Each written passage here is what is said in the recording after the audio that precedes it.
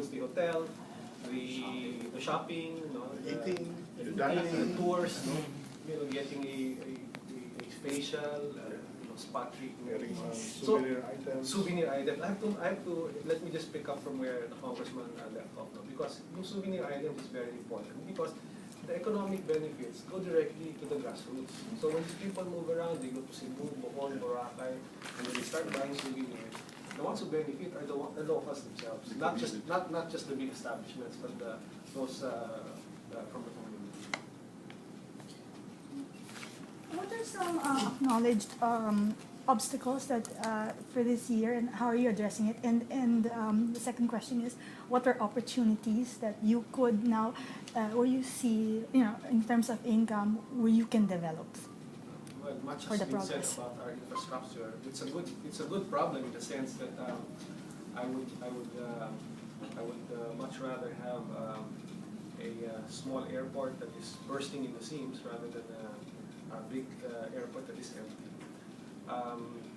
There are two important trends that we're seeing now. One is obviously the stronger surge in foreign tourists into the Philippines, and then you also talk about Filipinos moving around. So you can just imagine the additional, let me use the word, strain on our infrastructure. Definitely, we would like to see upgraded infrastructure, upgraded airports, and mind you, the OTC and the other infra agencies are already doing that. The issue of access roads is also being addressed through our convergence program with the Department of Public Works and Highways. So while there are obstacles, I think even more important is that the government and of course the partners from the private sector are addressing these perceived roadblocks.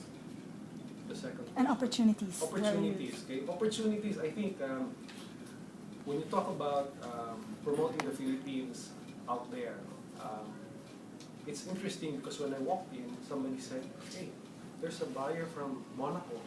Mm-hmm. So I think again, it's a reflection of the buzz that we've created around the world. I remember many years back, the participation of buyers would be confined to just a handful of countries, but now you have a global footprint. It's almost like somebody used the word United Nations earlier. It's like United Nations.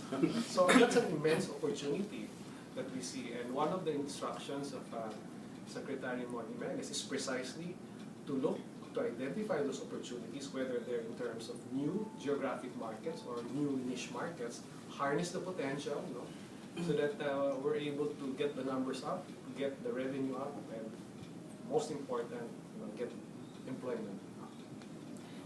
Are you also including Mindanao as part of the tourism package? Absolutely. You see, if you look at the airport upgrade programs, if you look at the access, now the Congressman mentioned Davao, we've come up with a dedicated AVP, 30-second AVP on Davao. I don't know if you've seen it. Explore, relax, repeat. So this is the kind of material that we hope to see in more destinations around the Philippines, including Mindanao. Many of the buyers here, have been to Mindanao and are actually promoting Mindanao.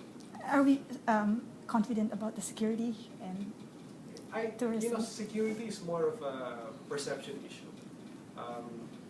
I'm sure many of you have been to Mindanao, and you would know that the situation is very much different from how some people perceive it. So I'm not the least worried about the safety and security. How do you address the image of certain, let's say, mga tourist spots, let's say, for you, sir, like Bohol, kasi diba in the recent earthquake, and because of course the world perceives that there's a lot of damage. So, what do we see, just ruins, or is there an alternative for that, or are they doing reconstruction? Well, it's just like the security issue. Again, it's a matter of perception. It's a matter of how you present things. Because talking about the Bohol earthquake experience, it's not really something that affected the entire province. Like for example, in Bohol, the tourism jewel is Panlao Island. and there is very minimal effect of the earthquake in the whole island of Panglao. Practically, the beaches, the resorts, and hotels there, walang nangyari doon. Walang nangyari. Because the earthquake is just contained in a small portion of the island in the northern side. No? So basically, I would say in terms of number of Bohol would have 47 towns, and of the 47 towns, less than 15 are really greatly affected by the earthquake. No? And as far as the major tourist destinations in the province are concerned, it's still on. It's still on. In fact, some new destinations are in fact being open and launched right now. Just like the Chocolate Hills Adventure Park, that is a new thing.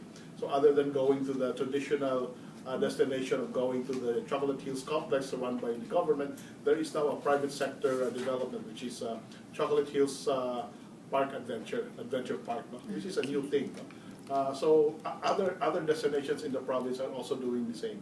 So definitely, as mentioned by the ASEC,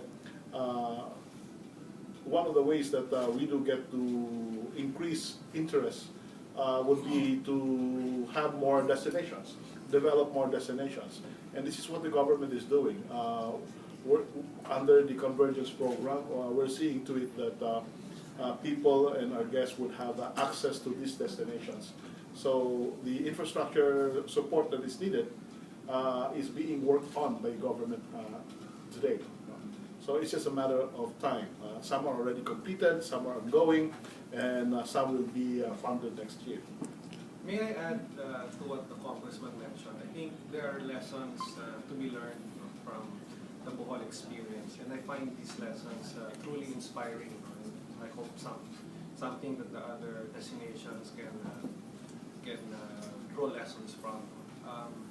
You know, after the earthquake, one of the main roads in Bohol was affected.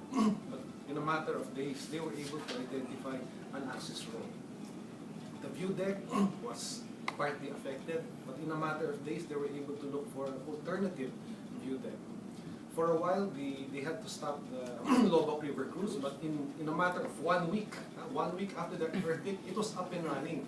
I think this is the kind of these are the types of stories that we should share with all the stakeholders in industry, so that you know, we can really inspire them to move the way Bohol did